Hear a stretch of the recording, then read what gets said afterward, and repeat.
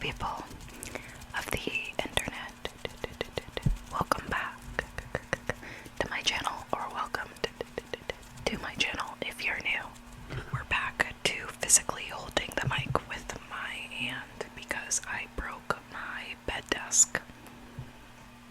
Before we get started, as always, guys, don't forget to like, subscribe, and comment down below. And if you have your own spooky, scary, crazy experience that you want me to read in a future video, make sure to email this email right here, which is also available in the description down below. I'm serious, guys. Email me your stories. I would love to do a subscriber's story video soon. So send them my way. Tonight's spooky, scary Reddit thread asks, deep woods, hikers, and campers, what is the strangest or scariest situation you have ever come across? The first story says, my family used to go camping with a few groups of friends when I was a kid. I remember one Christmas when I was about 5, we were camping out in the bush. There were about 9 kids in total at our campsite. We were allowed to wander through the bush. The parents would give us a walkie-talkie to tell us when to come back to the camp. We never wandered too far. Anyway, out of nowhere, an unfamiliar voice came over the walkie-talkie. It was a man's voice. He said he was Santa, and that he was trying to come find us to give us our presents and asked us to look for him. We all ran back to the campsite, all excited that Santa had talked to us. The walkie-talkies were taken off us, and we weren't allowed to go anywhere for the rest of the trip. We were pretty devastated at the time, but I understand the seriousness and the creepiness of it now. Looking back at it as an adult, my stomach just dropped. Someone commented and asked, did the voice sound jolly or was it creepy as I'm imagining it would have been? And the guy answered, he really just sounded like a normal guy to us, similar to how our dads talked. Somebody commented a good question and asked, wait, so was it some unknown creep or was it your parents testing you guys on your stranger danger skills? The person responded and said, I would think that if it was a test from our parents, we would have been allowed to go for walks in the bush again, but we weren't. And on subsequent camping trips, we were never given walkie-talkies again. If we wanted to go for a walk, at least one parent always had to come with us after that. So yeah, no, that was a random fucking man in the woods. The next story says, I'm here late, but the scariest thing that has happened to me so far was a moose came crashing through my campsite in the middle of the night. It sounded like a freight train crashing through the trees. Woke me up in the middle of the night. Found out in the morning it had ran right by my tent. They don't have great eyesight, and I was about 2 feet from being trampled to death by a 1,000-pound moose. This story is a little bit longer. I posted this one on another thread back in August, but I figured I'd share it again. Of the countless hours I spent in the woods, it's the one time, the only few seconds that I can't explain. I distance hike when I can. Sometimes this means getting up early or staying out late to get as many miles in as possible. Sometimes walking in the pitch dark with low light headlamps gets spooky. I grew up in the woods of this area. I've slept under a canopy of stars more nights than I can count. I've trekked thousands of miles of trail, riverbank, lakeshore, ridge, bottoms, bogs, and creeks. I've hunted the game. I'm establishing this because it's important you understand. I've heard, seen, and smelt about all this region has to offer in the way of wilderness. My scariest experience, though, happened about 4:30 in the morning. It was late spring, so the first morning light wouldn't be visible in the treetops for another 30 to 45 minutes. Another hour past that until sunrise. I was on mile 5. I'm in a low bottom that's wedged between 2 steep ridges.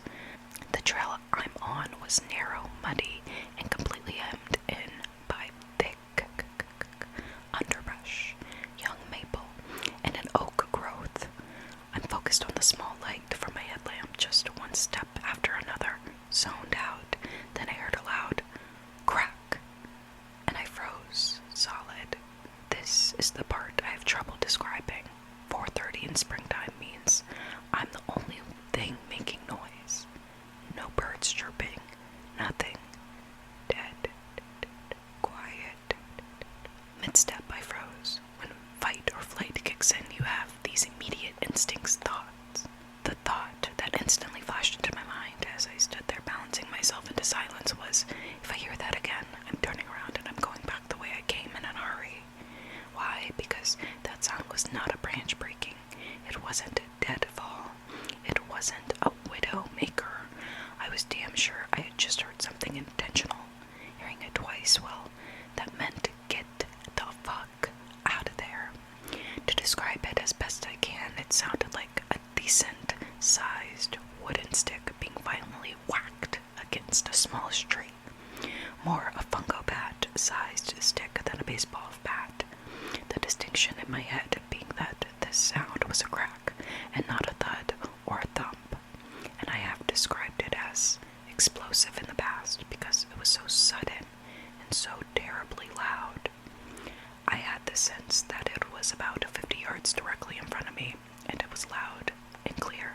And now, as I stood there completely spooked, I realized the soon-to-be worst part of my situation. I knew where the sound came from, and I knew where the trail went.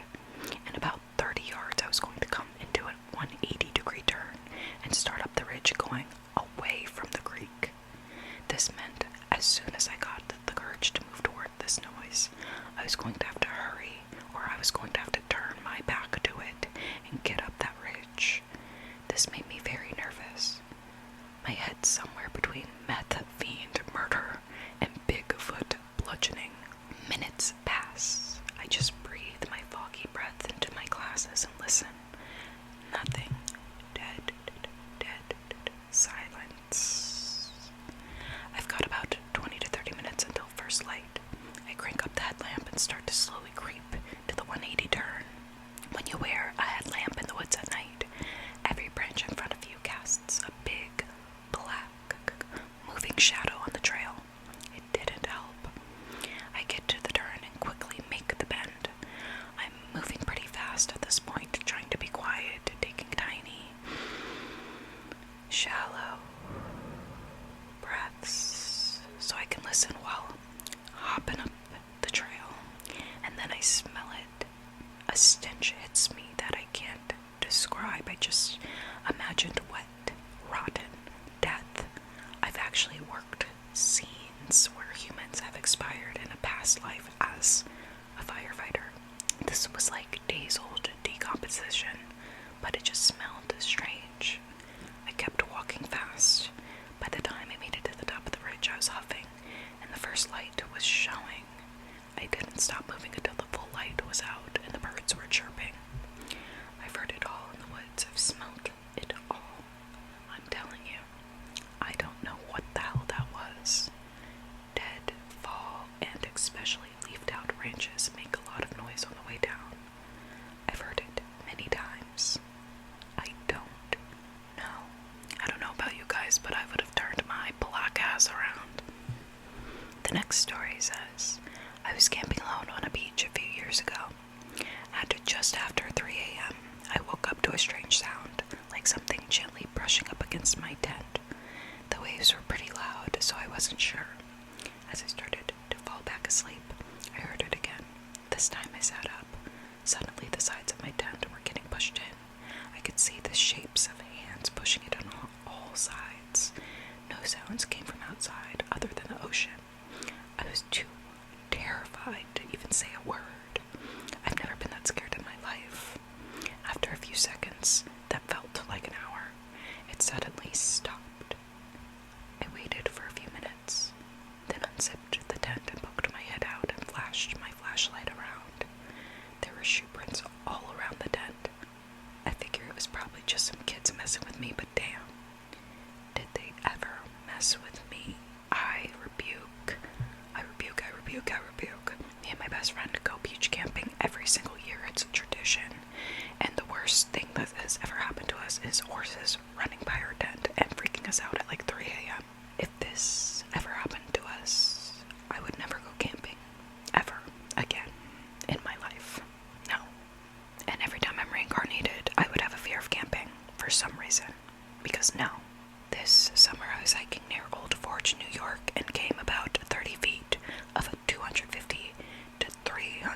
found male black bear. I didn't realize there was an open dumpster nearby. Anyway, he seemed pretty interested in me and started to stand up, so I quickly backed away. Made my heart stop. The next story says, this happened to some friends of mine in Sydney, Australia. When we wanted to go underage drinking, we would buy a case of beer and hike 4 kilometers into the bush, into the middle of nowhere, to drink without worrying about getting into trouble. Would sleep in a sleeping bag under the stars in the summer and be fine. So one afternoon, my friends, without me this time, headed off with beer to the usual camp spot we'd used. Being young and stupid, no one checked the weather forecast, otherwise they would have known heavy rain was on the way. In the middle of the night, 5 drunk teenagers left the campsite to the shelter in the caves nearby. The cave sits high up overlooking a large fork in the Hawkesbury River. Soaked from the rain and cold, they started to dig a fire pit. Unfortunately, they dug up human remains. Were too drunk to return home, so spent a miserable night in the rain waiting for dawn. Didn't dare stay anywhere near the caves. The police investigated the discovered remains. Were very old and aboriginal burial site and were relocated to avoid being accidentally disturbed again. Okay, the last paragraph is a relief. The scariest situation is when I thought I was having a heart attack. Was hours away from help and I had to walk there. Was just a panic attack, but anybody who has had them knows they feel like you're going to die. That is awful, and I'm sorry that happened to you. The inability to breathe really freaks me out, and I fucking hate panic attacks, so I get that.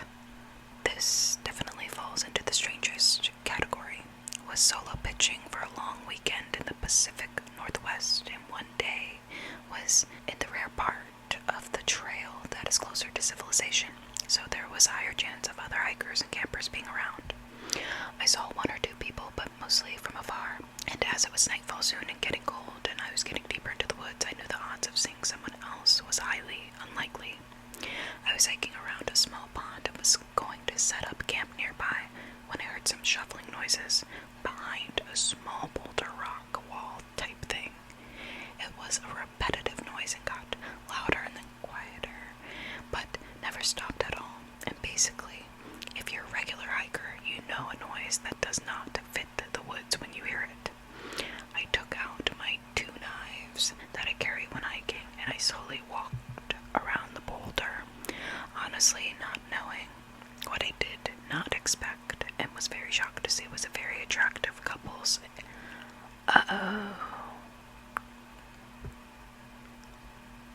Oh, that's hilarious. I'm not gonna read the rest. Hiking in Maine around Moosehead Lake. I was hiking with my uncle. I was Boy Scout and I saw a spot where it appeared that someone had walked off the trail and into the woods toward a clearing. As a kid, I got curious and we walked through the woods for about 100 yards. We came to a small clearing where it appeared that a religious ritual had taken place. A small campfire and altar made of stone in a large circle burned into the brush. After about a minute of exploring, my uncle said that we shouldn't be here. I agreed and we hightailed it back to the main trail. Sacrifice. I don't know if it's creepy or weird, but I randomly met a talking raven who had obviously been somebody's pet at some point. I was way back in the Rockies up a ridgeline with no trail in some pretty remote high country. A big raven landed on a tree branch super close to me, cocked its head, and squawked, "Snack, snack." I just about shit myself. I then fed it some trail mix. It had gone back to being wild enough that I couldn't get within arm's reach to touch it or feed it. I put some of the trail mix on a stump and it said, "Go for a walk," and howdy, while it was eating. After it decided it had had enough to eat, it flew off. It was a pretty neat encounter. Didn't know ravens could be taught how to talk. ravens are fucking cool. Yes, they can talk and speak. I was out camping on a river with some friends. Mid-afternoon, we took off hiking down a trail that led back to the same river just a bit further up. Our plan was to just float back down. We were just rolling along, talking about everything and nothing, just enjoying the day. Then all of a sudden, my friend does the universal arms in front of us, all right in front of our chest to stop silently. So we do. To our utter fucking dismay, he points out something my young mind wasn't ready for. There's a middle-aged guy camping down the embankment on the river, just doing something he should not be doing. And we were making enough noise for him to have known we were there. He was a fucking creep. I had to turn back around and walk back. It was funny at the time, but this is some weird shit. Somebody commented, he goes out in the middle of the forest and people still walk in on him. What's a guy gotta do for some privacy? There's always things that you see and end up refusing to believe. I was hiking off trail a couple of miles behind my house when I saw a white figure run across the valley at the speed of a fast-moving car. If you're wondering what it looked like, imagine Frenzo Nightcrawler, but a bit smaller and bulkier. It honestly scared the shit out of me because of how sudden and out of place it was. I'm still convinced that I saw something that day. It's too absurd to be real. My closest theory as to what it was is a white car driving off in the distant road and making some sort of illusion through the trees, but the direction I saw it had no roads for good 5 to 10 miles. My wife and I were hiking very long way from trailhead, like 7 miles in on a snowy day. Had a whole mountain to ourselves. Didn't see another person at all that day. Didn't see another track. Near the top of the hill we walk into the grove of cedars. This guy comes out of nowhere from behind a tree, like super deliberately headed right towards us. Hands in his pockets, breathing heavily and eyes shifting left and right, as if nobody would see what was about to happen. As if hoping nobody would see what was about to happen. And as he comes up to us, he went to pull his hand out of his pocket quickly, and whatever he was pulling got caught. Tried several more times and it wouldn't come out. Then he tried to stand there and make small talk. We noped the fuck out of there. I'm positive he was trying to pull a gun. I feel like we might have been his first failed attempt. My dad used to take my brother and I on these father-son camping trips. We went canoeing up Swanee River, hiking in the Rockies, all good stuff, until we went to camping in Florida. So it was a pretty deserted trail, only past a young couple and a group of ragged-looking men on the trail. Camping went great, never saw the ragged group of men again, but we did see the young couple on the news that weekend. Turns out the ragged-looking men had escaped from a penitentiary, oh my goodness, a fucking jail, and spent the night in the young couple's camp. The man didn't make it, and the woman was taken advantage of. Mom didn't let Dad take my brother and I camping after that, as I would do as a mom as well. I'm gonna read one more story because I know little Miso is about to wake up soon, and I'm also hungry, and I kinda wanna order pizza. I'm filming this on Labor Day, and I'm like, I deserve some pizza. Also, by the way, the kitten's name officially is Miso Nara. It's so cute. If you don't know what I'm talking about, then you didn't watch my last video, and I'm very, very disappointed in you. But if you do know what I'm talking about, isn't that so cute? The last but not least story says, scary for my friends and I. We were several hours into a hike and a couple of hour drive from the nearest town when I accidentally opened my leg up with a folding saw. A nice hike turned into an emergency situation awfully fast. I was struggling with staying conscious due to blood loss. By the time we hiked back to the car, obviously I'm okay now, but taking the time safe while in an isolated situation should be your priority always. Actually, I'm gonna read one more because that was just too short, and we're at the end of the thread anyway. Sketchiest thing, it was people. I was doing a solo backpack around Natawataka to get to Owen Sound to get the Bruce Trail. I had already been going for 2 weeks at this point. I was getting ready to set up camp, but I was close to a party spot in the woods, I guess. These two guys came around and started chatting. They were asking questions about the clear. They were asking questions about my gear. If I was worried about being out alone, that I'm not a very big guy wanting to grab at things. They were day drinking and these guys were big for big guys. I was calm, and when I was allowed a chance to speak more than short answers, I told them they were asking good questions. Most people just ask about bears and continue to say that while I have bear mace with me, I'm more inclined to use it on humans. They kinda laughed as I was repacking what I had taken out. Told them I was just taking a break off the trail. I made it back to insert this trail name before dark and set up camp at the grounds they have. Paid for my site in the morning.